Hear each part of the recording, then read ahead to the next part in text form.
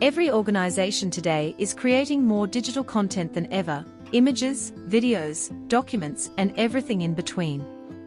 But with more content comes a familiar challenge: people can't find what they need when they need it. And when they can't find it, they can't use it. That's what we call digital chaos. Across teams, content often lives in silos. Marketing stores files in one place, communications in another, and design somewhere else. The only thing connecting these teams is usually a long email chain, or a downloaded file sitting on someone's desktop.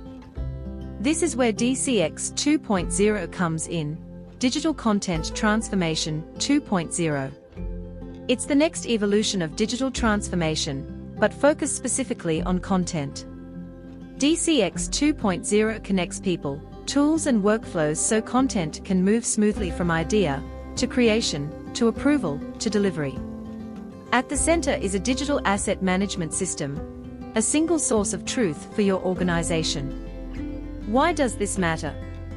Because DCX 2.0 fixes broken workflows, reduces manual effort, bridges siloed systems, and helps teams spend less time hunting for files and more time creating real value.